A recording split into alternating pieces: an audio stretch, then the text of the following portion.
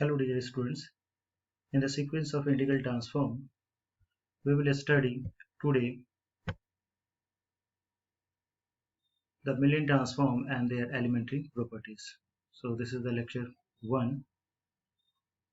I have discussed today the basic idea about Millian transform and their elementary properties. So let us start from the definition of Millian transform.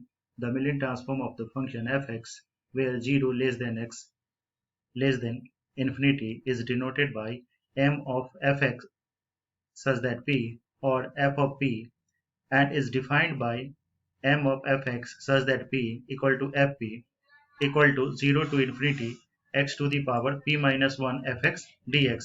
Here x to the power p minus 1 is known as the kernel of the Millian transform and m stand for Millian transformation operation or operator you can say. Now, this is the definition of Millian transform m of fx such that p equal to fp equal to 0 to infinity x to the power p minus 1 fx dx. Now, the second point is elementary properties of Millian transform. The first property of Millian transform is if m of fx such that p equal to fp, then m of f of ax such that p equal to a to the power minus p f of p. Now, proof of this property. By definition, we have m of fx such that p can be written as 0 to infinity x to the power p minus 1 f of ax dx. Now, putting ax equal to t, so dx becomes dx equal to dt divided by a. On substituting these parts in the integration 0 to infinity x to the power p minus 1 f of ax dx, then integration becomes 0 to infinity t by a to the power p minus 1 and f of ax, here ax becomes t, so f of t and dx becomes dt divided by a. So after simplification of this integral part, 1 by a to the power minus p should be outside and the integration becomes 0 to infinity x to the power p minus 1 fx dx.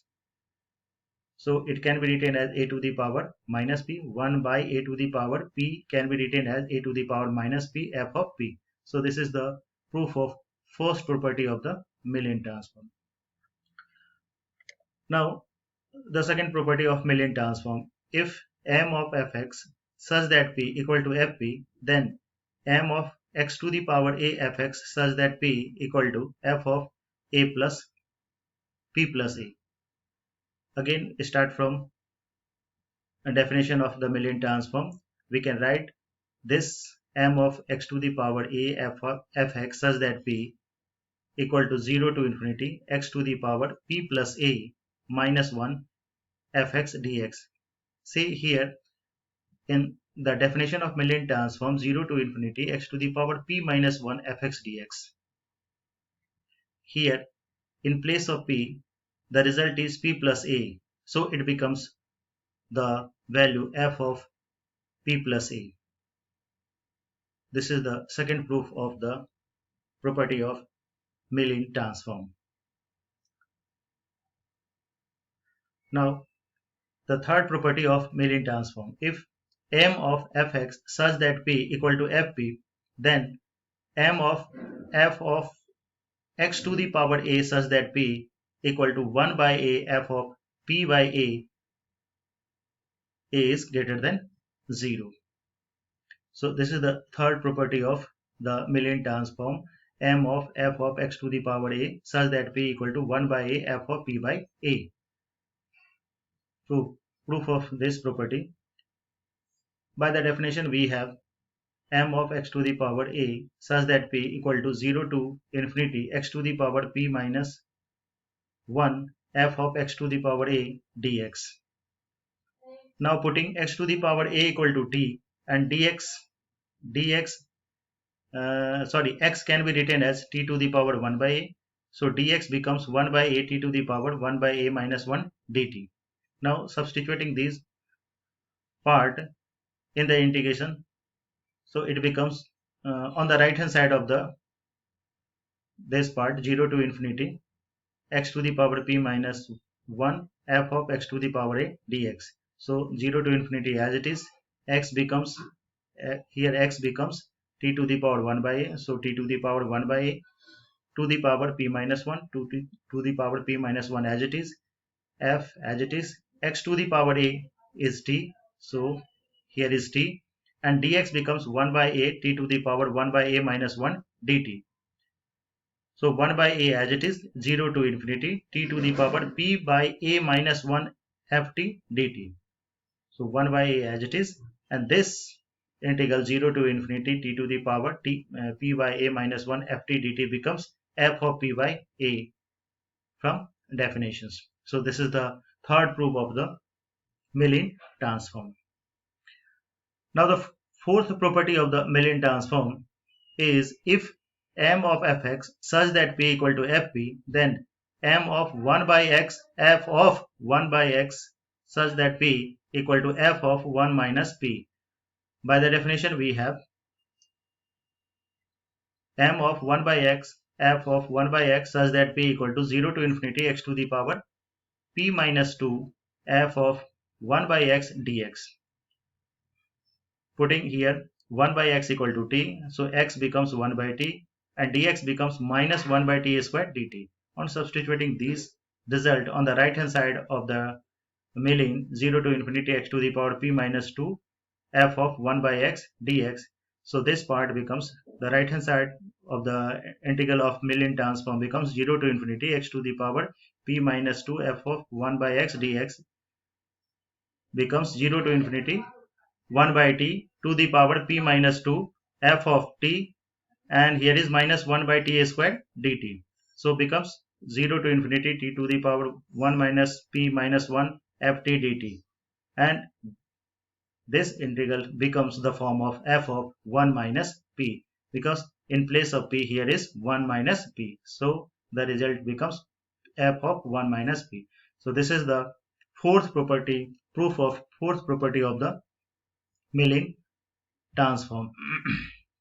Now the fifth property of the proof of fifth property of the Mellin transform. If m of fx such that p equal to fp, then m of log fx such that p equal to d by dp of fp. Proof. We know that d by dp of x to the power p minus 1 can be written as log x to the power p minus 1. So this is the basic differentiation of x to the power p minus 1. Log x to the power p minus 1. Now multiplying both sides by fx and integrating with respect to x between the limit 0 to infinity, we get 0 to infinity d by dp of x to the power p minus 1 fx dx equal to 0 to infinity x to the power p minus 1 fx dx, or d by dp of 0 to infinity x to the power p minus 1 fx dx equal to m of log x fx such that p. By definition, it can be written as d by dp of fp equal to m of log fx such that p. This is the proof of fifth property of the Mellin transform. Now the sixth property of Mellin transform is if m of fx such that p equal to fp, then m of x to the power m f of a x to the power n such that p equal to 1 by n a to the power minus p plus m by n f of p plus m divided by n a is greater than 0. This is the sixth property of the Mellin transform. Again we started the proof of this part. By definition of Mellin transform, m of x to the power m f of a x to the power n such that p